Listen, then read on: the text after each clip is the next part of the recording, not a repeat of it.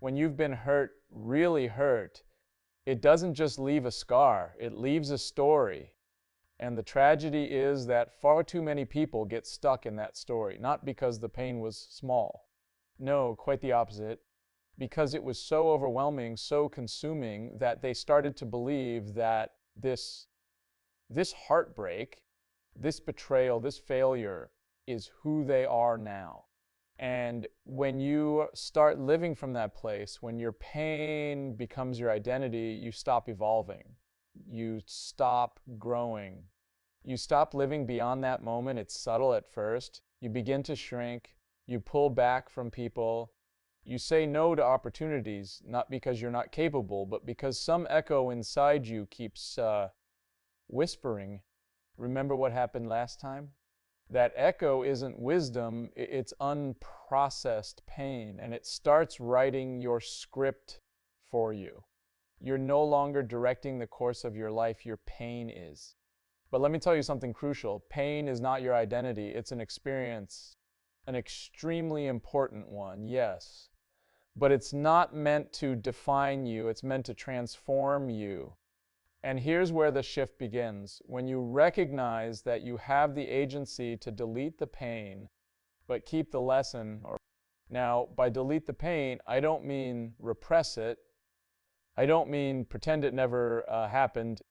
I mean you no longer allow it to be the reference point of your self-worth.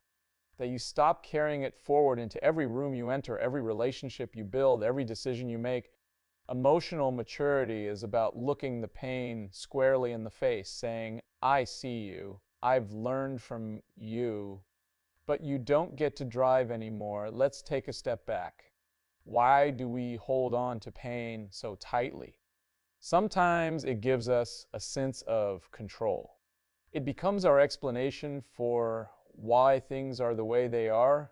I'm this way because I was abandoned. I gave up because I failed once. I don't trust because they broke me. These narratives become comfortable, predictable. But they also become prisons. Because as long as your pain is in the driver's seat, your future will always look like your past. There's a deep psychological reality here. When a person internalizes suffering without processing it, the brain wires that memory with emotional intensity. It becomes a pattern, a loop. You replay it not because you want to, but because your brain treats it as unresolved danger. That's why healing requires intentional confrontation, not avoidance. You have to walk back into that memory, not to relive the emotion, but to extract the meaning, the lesson. And the lesson is everything. You don't just go through pain, you grow through it. If you're willing to ask, what did this experience teach me about my boundaries, about my values, about my ability to endure, that's where identity is rebuilt. Not around the wound, but around the wisdom it offers. You start to see that pain was not the end of your story. It was the beginning of a new one, one where you are more self-aware, more resilient, more precise about who gets access to you. Pain is not simply something that happens to us, it's something that reveals us. And in the immediate moment of suffering, it's easy to misinterpret that revelation. We might see weakness where there's really unprocessed growth, or we might see betrayal where there's just human limitation. The mistake most people make is clinging to the pain as if it defines them. They wrap their identity around the wound. But the wiser response, the more transformative response, is to extract the lesson and let the pain go. Now, this is easier said than done, of course. When someone betrays your trust, or when you fail at something that mattered deeply to you, the pain isn't abstract, it's real. It's visceral. It hits the nervous system like a freight train. And it's understandable that our reflex is to recoil, to armor up, to replay the events again and again in our minds, trying to make sense of what happened, sometimes trying to rewrite it in our imagination. That's human. But here's where it gets dangerous. The moment you start nurturing the pain, protecting it, feeding it. You begin constructing your personality around it. You let your future be narrated by your injury rather than your insight. Think about that. How many people do you know who are still living in the emotional aftermath of something that happened years ago?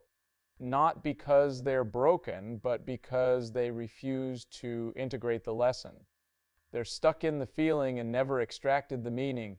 They carry that heartbreak, that failure, that betrayal like a badge. Some even wear it like armor, but what they don't realize is that it's also a chain. It binds them to the past, and you cannot walk into the future while dragging a coffin of pain behind you. So what's the alternative? You observe, you reflect, you sit in the discomfort, yes, but not aimlessly. You ask, what did this moment reveal about me? Not what it revealed about the other person, because you can't control them, but what it revealed about you. Did it show you that your boundaries were too loose, that you overextended your trust, that you lacked the courage to speak up when something didn't feel right? These aren't accusations, they're invitations. Clarity is painful, but it's also freeing. And only when you claim responsibility for the role you played, not blame, but responsibility, can you begin to grow from it. That's the difference between being a victim of your circumstances and being the author of your recovery. Now let's be clear, this doesn't mean you forget. It doesn't mean you excuse bad behavior or pretend something didn't happen. No. You honor the wound by learning from it, not by letting it define you. You delete the pain, not by erasing the memory, but by refusing to let that memory hold power over your current identity. You decide that what happened to you is a part of your story, but it's not the whole story. It's a chapter, not the title. Psychologically, this shift is profound. When you choose to release the emotional weight of the experience and retain only the wisdom, you stop living in reaction mode.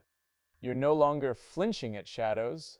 You're no longer building your life around what hurt you. You're building it around what it taught you.